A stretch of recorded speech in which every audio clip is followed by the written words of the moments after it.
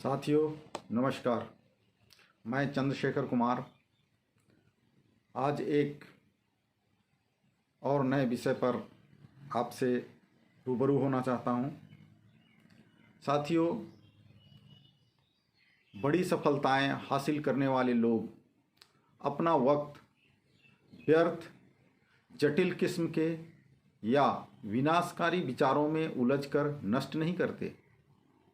वे रचनात्मक ढंग से सोचते हैं और उन्हें मालूम होता है कि उनके सोचने का तरीका ही उनकी कामयाबी को तय करेगा। ये लाइन डॉक्टर सेमोर एपस्टीन की है। और साथियों, मैं आपको बताना चाहता हूँ कि सफलता इत्तेफाक की देन नहीं है, यह हमारे नज़रिए का नतीजा होता है और अपना नज़रिया हम खुद चुनते हैं। इसलिए सफलता को इत्तेफाक से नहीं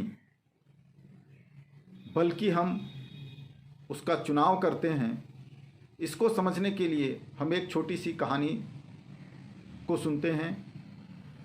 साथियों, ये कहानी एक पुजारी और एक किसान के बीच संवाद की है, जिससे आप समझ पाएंगे कि किसी भी सफलता के लिए हमको रचनात्मक ढंग से सोचने की ज़रूरत होती है। कहानी शुरू करते हैं। साथियों, एक पुजारी अपनी कार से कहीं जा रहा था। रास्ते में उसने एक बहुत ही सुंदर खेत देखा। वह कार रोककर बाहर आया और एक खेत के किनारे खड़ा होकर उसमें लहलहाती हुई फसलों की तारीफ करने लगा। उस खेत का मालिक, जो उस समय खेत में ट्रैक्टर चला रहा था, पुजारी को देखकर किसान ट्रैक्टर चलाता हुआ उसके पास आया। पुजारी ने उस किसान से कहा, ईश्वर ने तुम्हें बहुत सुंदर खेत दिया है, तुम्हें उनका एहसानमंद होना चाहिए। किसान का जवाब था, हाँ, ईश्वर ने मुझे वास्तव में बहुत अच्छा खेत दिया है और इसके लिए मैं उन्हें हृदय से धन्यवाद देता हूँ। लेकिन आपको इस खेत को उस समय देखना चाहिए था जब सारा खेत ईश्वर ने अपने हाथों में रखा हुआ था। आशा यह है साथियों कि ईश्वर ने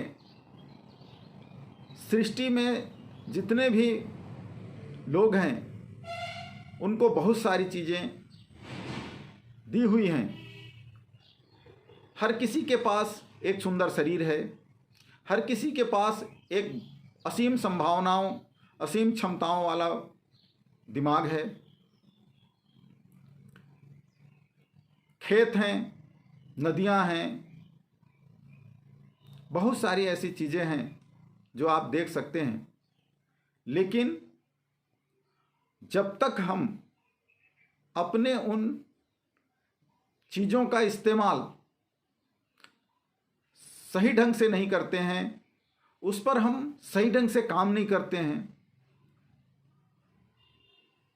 तब तक हमको सफलता प्राप्त नहीं होती है। जस्ट लाइक इस कहानी के अनुसार किसान के पास खेत जरूर था और बहुत सारे किसानों के पास खेत होते हैं, लेकिन जो किसान अपने खेत पर रचनात्मक ढंग से सोचते हुए, मेहनत कश अंदाज में सोचते हुए काम करते हैं, निसंदेह उनके खेतों में फसलें लहलहाती हैं और उनको सफलता मिलती है।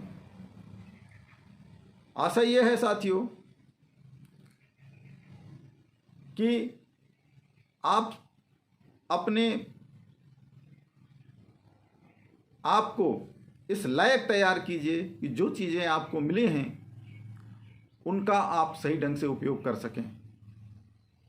और जब आप उन चीज़ों का सही ढंग से इस्तेमाल करना सीख जाते हैं और अपने समय को कभी भी व्यर्थ नहीं गंवाते हैं, तो निसंदेह आपको बड़ी सफलताएं हासिल होती हैं।